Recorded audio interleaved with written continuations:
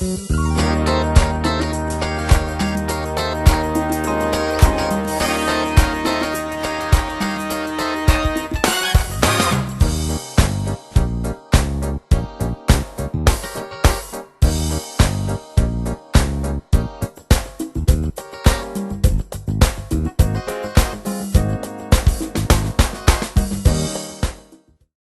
to the Village Voice. This is episode 6.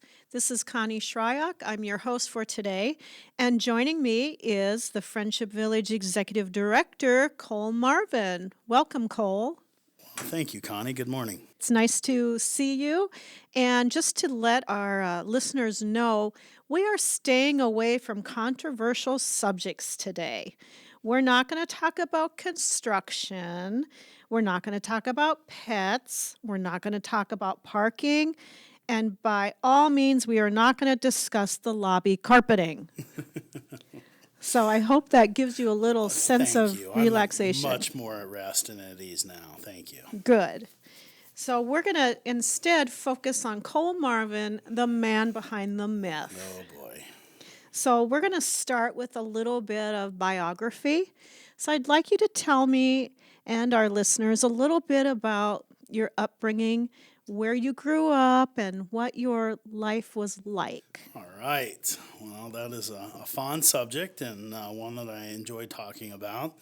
I grew up in a small town in central Ohio called Richwood, Ohio. And appropriately named, there are lots and lots of trees all over Richwood. Richwood is actually a village, so it's a little ironic. I went from one village to the other, and I'm already thinking people were thinking village idiot, so I'm going to beat you to the punch on that one. I'm sure they don't think that. Well, let's hope not. But anyway, Richwood is a super small town. My high school had about 450 kids.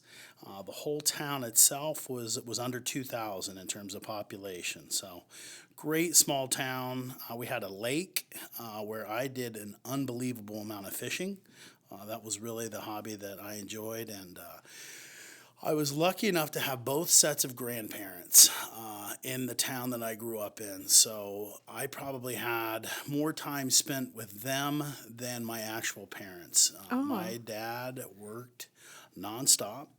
He had to work quite a bit, and I was lucky enough to spend that time with the grandparents, and they were both grandfathers were World War II veterans, which had a lot of interest for me. Right. One was a POW for 18 months. Really? Yes, he was captured in Africa and shipped over to Germany, and would share stories of that, and it really it was amazing. And he would tell them so many times because I would ask him to tell them over and over. And he raced horses. That was what he did, was a horse trainer. Really? So yeah, I was lucky enough to go from county fair to county fair where they raced horses in the Saki. And I was his little helper, little buddy, and I was just able to just have so much fun. We did a lot of hunting and fishing together, and just fond memories of that town and growing up in a small town. Everybody knew who you were. And there was a pretty tremendous amount of pressure not to embarrass the family, which I did a halfway decent job of doing. But if you did something, it was usually reported back home before you made it back home, which was never good. I understand that because I also grew up in a small town, even smaller, actually. And, at my house, my dad played poker in the basement with his buddies. Oh, yeah. And usually at least one or two of my teachers were in the basement playing poker, and the chief of police. Wow. So I understand about that the Yep. eyes are out there watching. And ironically, my dad's father was the chief of police at my town. Oh. And so, definitely I grew up with the long arm of the law not too far away. What kind of fish did you catch? We would, at the lake, we would most often catch bluegill. Oh, bluegill, yeah. They were fun, and they were big. It probably felt bigger then because I was smaller, but I remember having a heck of a time, and we would get into catfish as well. And my grandfather was the fish butcherer, and we ate a lot of fish. We really did. It was a lot of fun, and we did a lot of hunting as well. So rabbit hunting and pheasant hunting was something that we would do, and going out and shooting skeet was kind of a thing we did. My grandfather would launch them out there, and I'd shoot them, and it all led up to a big trip back to his hometown in Iowa. Oh, really? Yeah, we drove from my town, and when you're young, it seems like you drove halfway across the country, and but we made that trip, and we went out there for about a week's worth of pheasant hunting, and did pretty well. It was a lot of fun. I'll never forget it. We had Brittany Spaniel dogs that were trained for bird hunting, and I don't know what we would have done without them. Wow. That's pretty cool. It was a ton of fun. So, do you think that maybe having that relationship with your grandparents kind of got you interested in working with the older generation? 100%. The stories those folks could tell were well beyond anything people my age, or even in my parents' age, were able to tell. I basically ran around with a circle of friends that at the time were probably in their 70s. And that was my crew, and we had so much fun together, and it was good for me. I think it kind of helped me be a little bit of an old soul and have some of the values that they really held near and dear. It was good for me. What kind of values? Do what you say you're going to do. Be where you said you're going to be. That was important. Loyalty. I just made 20 years with Life Care Services this month. Oh, congratulations. Thank you. And, it's just, I think that loyalty mentality, and then just being appreciative. Those folks, they had really seen some stuff, and they were 18 when they were fighting for their lives and fighting for their country. And just to be able to come back and create their own families and be part of the greatest generation and help build our country into what it was, and be appreciative. It was really neat to realize they didn't have a whole lot. It's unbelievable, but my grandfather, my other one, worked in a foundry his whole entire life, and I vividly remember him coming home head to toe dirt, dark, like soot or something from the work that he was doing. He, just black all over.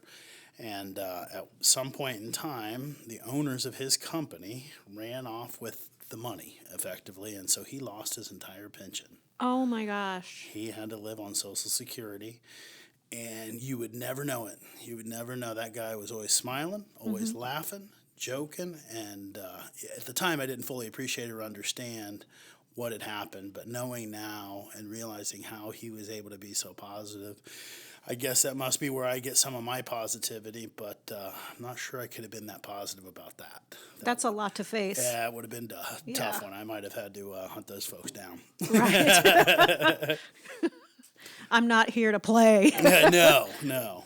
So, but it was neat, so lucky. And, growing up and going to a school, I knew every single kid in that school. And that was just something special. I played football, I wrestled, and I played baseball all 4 years of high school. That was kind of what we did. There wasn't a whole lot to do in Richmond, Right. Ohio. So played sports, and ended up captaining all three my senior year, that was fun. That was really kind of a start to leadership, and being in that leadership role where young folks younger than you were looking up to you for direction and to set the tone for the team, and I think that was a great opportunity for me. Definitely. Now, probably not everybody knows this. I know this, but you are an only child. I am an only brat, and some of the best compliments I get sometimes are people that are shocked that I am an only brat, but it is true, and as long as I get exactly what I want, everything's going to be okay. Oh, I totally understand that. So it was, but my mom really was a big influence in my life, and she was, with money, she kept it pretty darn close. The purse strings were pretty tight. She enjoyed saving money, and So I actually learned to get jobs pretty early on. I did a lot of snow shoveling, a lot of yard mowing, nice big Ohio yards to mow, and made some decent money doing that.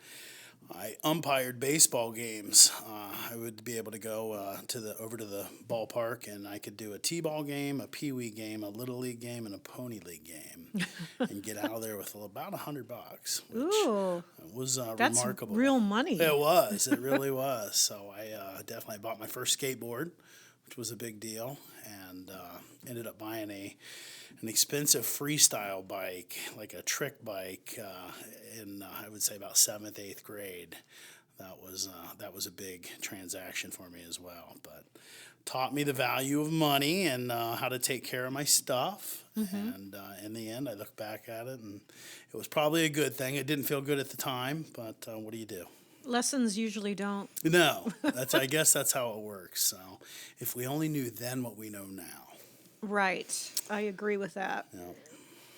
So let's move forward a little bit in time. So you've graduated from high school, and then what comes next? So I was super lucky. I went with a friend of mine to see his grandmother that lived in Friendship Village, Dublin, and was managed by Life Care Services, ironically. And she was living in independent living. And when we got there, kind of started to get a feel. And I'd read a little bit about the baby boomers that we're seeing now. I remember reading articles about it in high school and thinking, all right, so I get to hang out with seniors and be a part of their lives and work in a place. And what I had seen, was really like nursing home administrator type stuff. And I wasn't so sure that that was right for me, and it was just difficult for me. And so seeing the community that had the independent living, the assisted living, the health center, I was like, oh my gosh, this could be a thing. So I was looking at Ohio University. I had a really good friend that I wrestled with going down there, and they had a long-term healthcare administration program. So I went down there and I studied long-term healthcare administration. And ironically, full circle, I did my internship at Friendship Village, Dublin, where I got lucky enough to interview for Life Care Services. And after some convincing, my GPA wasn't quite where they would like for it to have been. But I was able to convince them to give me a chance. And that's when I moved to Honolulu, Hawaii. Well, that's a big change. It was. It is to come from the little town that I'm from, where most people do not leave, to go to Honolulu. It was unbelievable, and it's embarrassing to think what I thought Hawaii was going to be like. It wasn't anything like that. Well, that was my next question. Yeah, it was, in my mind, because I really didn't know. I was thinking grass shacks on the beach, and who knows? And as most people probably know, Hawaii is very urban, especially Oahu. I was on the island of Oahu and Honolulu, and so I was shocked at how urban it really was and how different it was from what I had envisioned. But it was amazing. It was interesting. I went from being surrounded by friends my entire life in a very comfortable zone in this little tiny town to not knowing anybody. And I remember it felt like I hit the lottery, but I wasn't allowed to spend any of the money. And it was hard not knowing anybody. But I started playing softball, and I got into this Okinawan league. Don't ask me how, but I was playing with some Okinawans and ended up meeting my wife through that. Her dad was the coach of the team, and I was pretty athletic back then, a little different from today. But Well, you were younger. yes, I was quite a bit. So I was hitting home runs, and her dad loved me, and and it worked out great. And so got married. I got there in July of '98, and we got married in December of 2000. So it's brilliant to get married in 2000 because you never have to do the math as to how you've been married. Yes, that's true. So this December will be 20 years of marriage in addition to the 20 years at Life Care Services. Oh, Congratulations. Yeah, well, I don't want to pop any corks just yet. We still Yeah. got several months to go. So, but yeah, we had our first daughter in 2001, Mackenzie, and that's Mackenzie's the one. She works at the Courtyard Buffet and going to ASU for studying marketing. And then 13 months later, we had Kennedy. And she is a true middle child. She's a senior now. And she has committed to going to Dominican University to play softball in River Forest, Illinois. And we're really excited for her. That is exciting. Yeah, she has worked hard, and she competition is her thing, and she really thrives in that environment. And so this has kind of been a dream of hers. Man, it might have been a dream of mine too. I wonder where she got that competitiveness Well, from. she's better than I was, so I'm living through her now. And we're really looking forward to going out and watching her play. She's just outside of Chicago, little town outside of there, and be a nice little break to get away for the summers every once in a while. And then, from what I understand, they're going to start trying to play some games out this way. They're trying to back east. They like to recruit the kids in the west because they play year round. So they're looking to build their team and. So we hope that that'll be the case. It'll make watching her play a little bit easier. And then in 2005, we had Kobe. He's our son. He's now 14 and a freshman in high school. And Kobe was your typical baby of the family. I don't think he could talk until he was about 5 because he didn't need to. He had 2 sisters that talked full time for him, advocated for him, and hovered over him. So he was a late bloomer, but my man is coming around. He's got school figured out pretty good now, and he's wrestling for a high school, which has been a ton of fun to go and watch and root him on. That was probably my favorite sport. And Was it? yeah, it was. It was. That was probably. There's a saying they have for wrestling, and it's kind of true. It's like after wrestling, everything's easy, and so. Between having to starve yourself and lose weight and just, being out on the mat, you versus that person, your parents up in the stands watching, and it's pretty clear who won and who didn't at the end of the match. So there's a lot of pressure on you from a competition standpoint. And so Kobe, he's done better than I thought he would. He had a good year, and so we're excited to see what comes from that. But Kobe's, my wife and I, when we first started dating, that's about when Kobe Bryant came into the NBA. And we living in Hawaii, we had Fox Sports West. We got to watch every single Lakers game. We had Chick Hearn, who was probably the best announcer there ever was, and Kobe, and then Shaq came together. And so we literally, I don't think we missed a game. We kind of moved our lives around watching Lakers games, and that was something that she and I really shared. And so I had named Mackenzie and Kennedy, and thought it was only appropriate to let her name one of the children. So she went with Kobe. Probably wasn't what I would have went with, but just gives you an idea how much she was a huge Kobe's fan. And obviously with what recently happened, Right.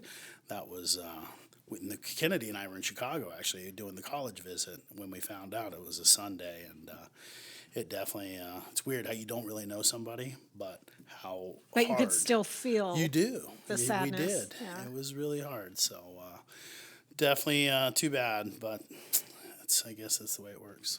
Yep, indeed. So let's go on now forward with our story of how you ended up in Arizona. Yes.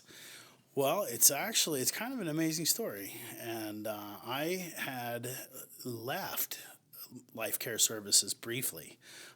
Got recruited by a guy that owned 4 nursing homes in Hawaii, 2 on Kauai and 2 on Oahu, and wanted me to come to his company and help make his communities like what we had.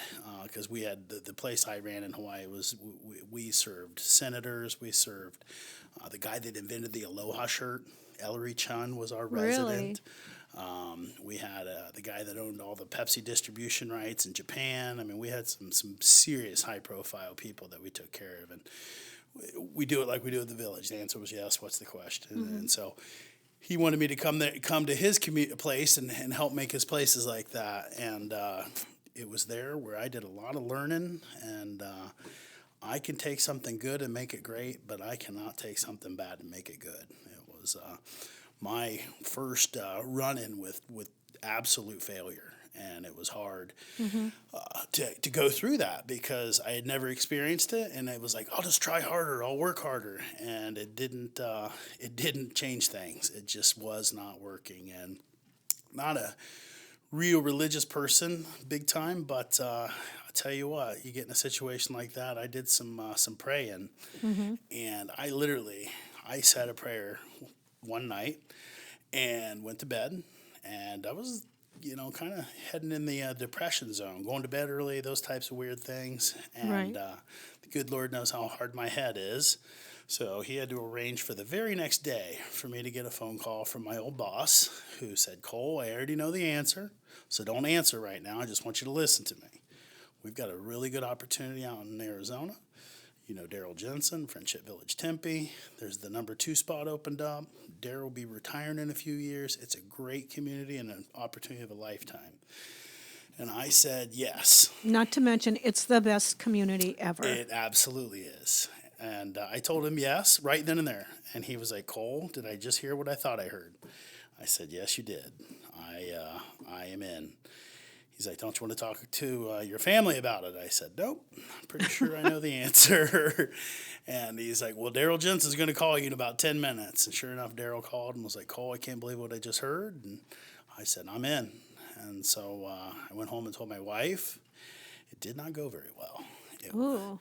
it was actually on Valentine's Day Oh, that I told her. oh. And she will, Valentine's Day has never been the same again. And she said, we're not going. I said, yeah, we are. She said, no, we're not. I said, yeah, we are. And we went. She's like, I'm going to be miserable then. I said, well, you're going to hit what you had for.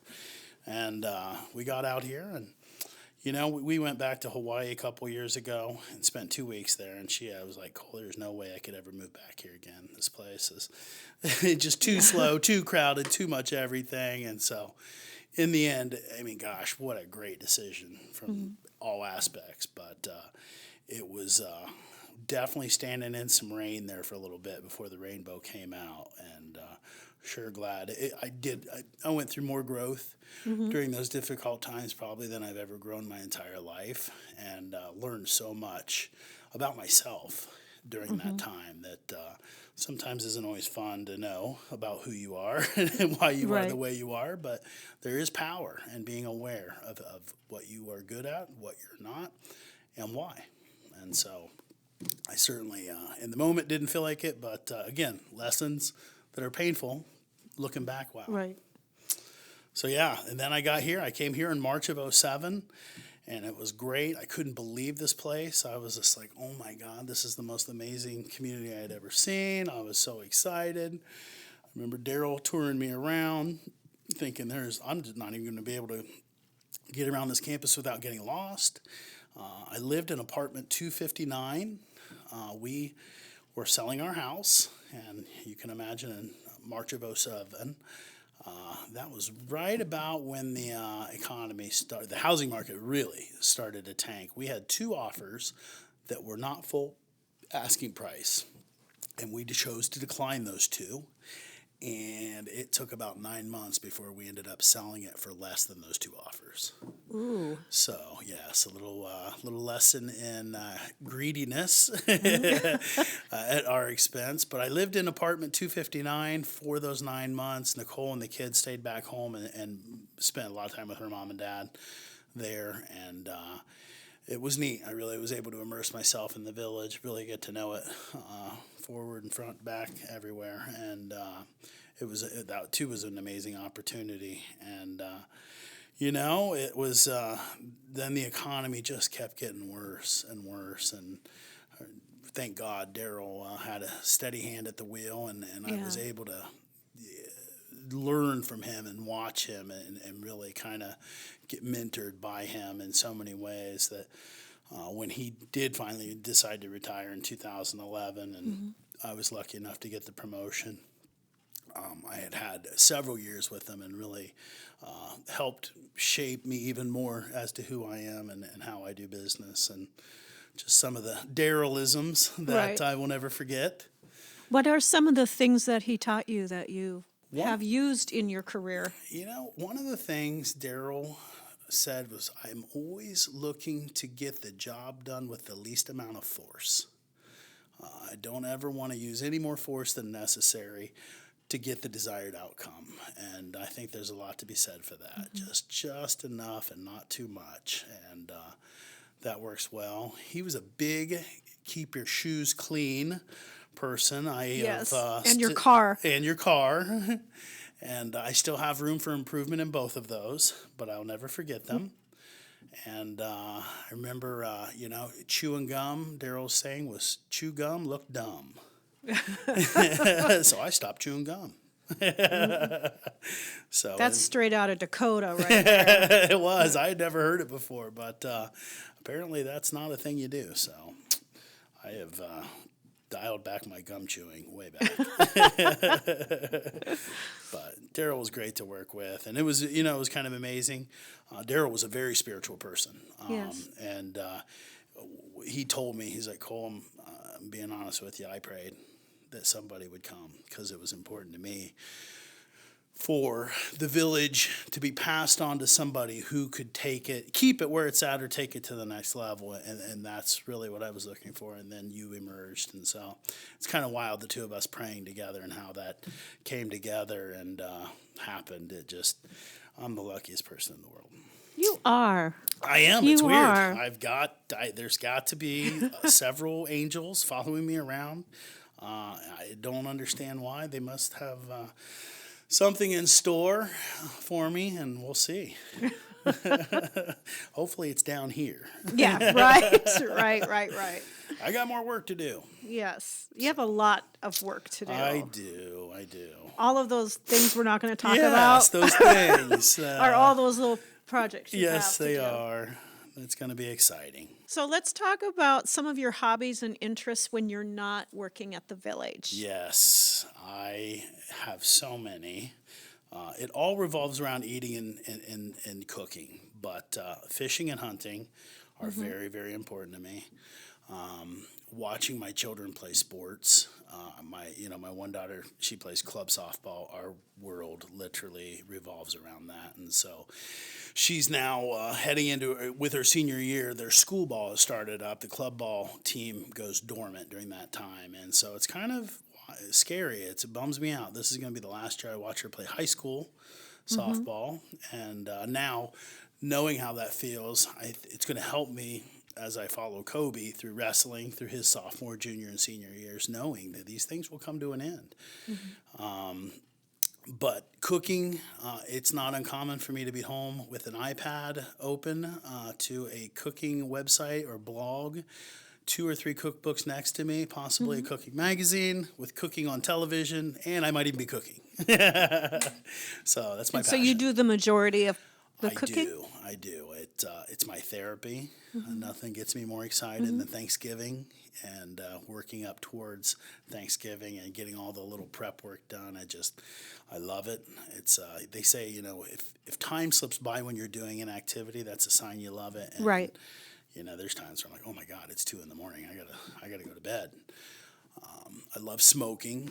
We have our smoker for. You mean smoking meats? Yeah, I should clarify. Smoking brisket and pork butts and turkey and sausage.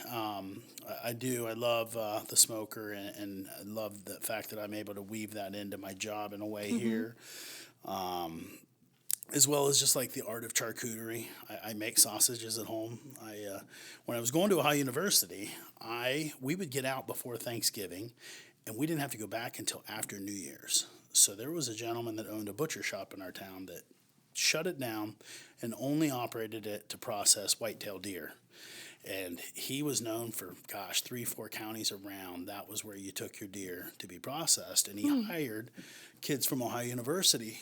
That break worked out perfect. And we'd work 16-hour days, just cutting deer and processing it, turning it into jerky, sausage, bratwurst, salami, just unbelievable amounts of different things. And I really got into it doing it there. I learned a lot. And so I've kind of taken that hobby with me, and so I do, like, I got an elk last year, and I handled the whole process. So So you're a committed vegetarian then? Is that yes, correct? no, I am not, but I do every time I eat vegetarian food. I do. It's like you can actually make food taste great for vegetarians too. That's true. So love a good salad. We made our closest rendition of the Olive Garden salad last night. That's something we love doing, and everybody enjoys it. And we can't get the breadsticks down, but we got that salad figured Those out. are a challenge. They are. But that really and truly is my hobbies. Love to travel. My wife and I are good travel buddies because I've brought her into our whole travel revolves around food and restaurants and where we go. And I love finding the holes in the wall. Anybody can Yeah? find the 5 stars, but those little weird one-offs that are just you're almost hesitant to go into. That's there's nothing more exhilarating than finding one of those places. I love it. Do you have a favorite here in the valley? That is a good question. I know, that's why I asked Gosh it. darn it. You know, there is it's more of a bar than anything, but I have a hot wing problem. I have to A problem is you confess. don't get enough hot wings? I don't. I love hot wings almost as much as I love hot dogs.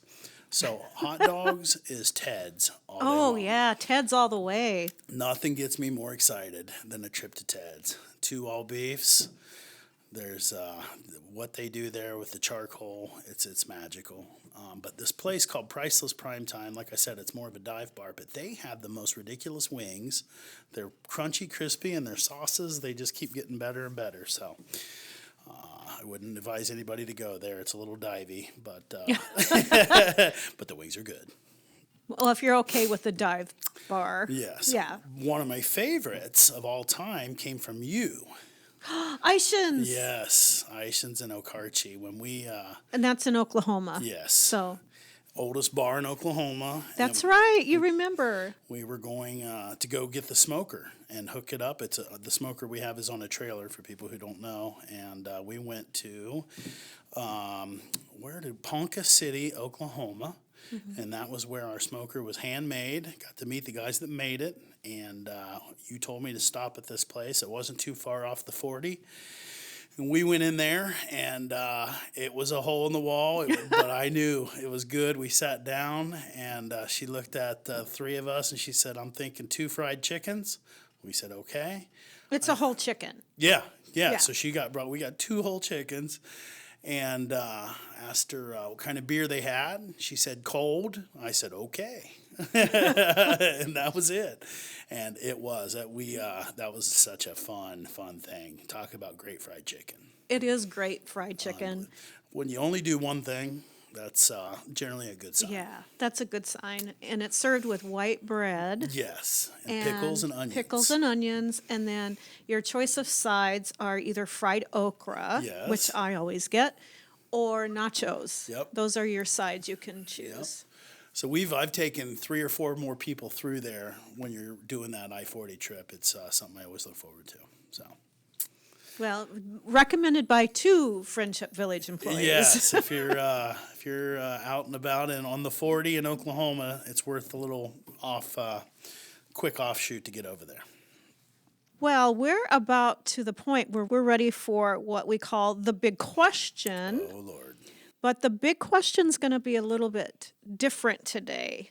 We are going to do 30 questions in 30 seconds. We're going to try to get through our list. All Actually, right. I have more than 30. So we're going to start with our 30 questions in 30 seconds. So we're going to move rapidly through these. Cole, are you ready? I'm ready. My first question is, what are you getting Nicole for Valentine's Day? Roses, and I think we're going to cook steaks and crab legs. Dogs or cats? Dogs. Football or basketball? Football. What's your favorite baseball team? The Arizona Diamondbacks. Country music or rap? Country. Rock or blues? Rock.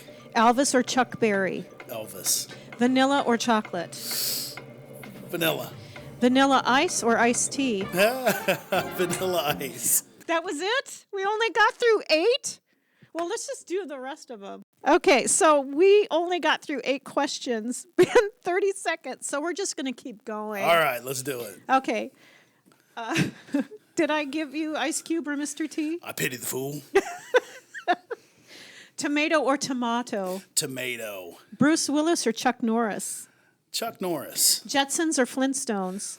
Gosh. Flintstones. DC or Marvel? Neither. Batman or Spider-Man? Batman. Chevy or Ford? Ford. George Washington or Abe Lincoln? Abe Lincoln. Brisket or pork ribs? Brisket. Beer or wine? Beer. Budweiser or Heineken? Beer. Budweiser. Budweiser? All day. Would you rather be only smart or only good looking? I don't know what either would feel like. I think I'll go with good looking. Tilt-a-wheel or Ferris wheel? Tilt-a-whirl or Ferris wheel? Ferris wheel. Popcorn or cotton candy? Popcorn. Catcher or pitcher? Pitcher. Stranded in the forest or stranded in the desert? Stranded in the forest. Would you rather have horns or a tail? Horns. What is your spirit animal? Tiger. And we're done. We did it. Yay. Woo! That was Applause. fun. That was fun. That was fun. Those were great. That was really funny. Cole, Iced tea or Mr. T? You have Mr. T. I pity the fool. I pity the fool. Thank you, Cole, for taking time out of your very busy schedule to be with us on our podcast. Thank you. That was a wonderful opportunity. It was fun to think back on all those times and be able to share them with folks and hopefully get to know me a little better. Yeah, I think that's important. It was a lot of fun. Thank you so much. And I wanted to just let people know, our listeners, that in March we will not be having a podcast because we're going to be on location. Ooh. Yes. Is that a secret location? Well, it's going to be on March 27th when we have the big celebration to celebrate Friendship Village's 40th anniversary. Ooh, we're getting old. We're getting up there. We're only getting better. Aging like fine wine. That's right. Red or white? Red. Okay. That was one of the questions. So we're going to be on location. We're going to have our camera, which is a cell phone with a microphone. We're going to walk around, get some footage and the sights and sounds of the big anniversary party. And we want our residents and guests to wish Friendship Village a happy anniversary. That's awesome. Yeah. I'm looking forward to it. It's going to be a good party, and I think these podcasts are brilliant, and to be able to apply it to that's going to be great. Looking forward to it. It's going to be a lot of fun. And then you can look for that footage on April 10th. That will be when the next podcast will broadcast. So we thank you for listening today. The Village Voice is a production of Friendship Village of Tempe. And as always in activities, we'd like to remind you that life is great when you participate.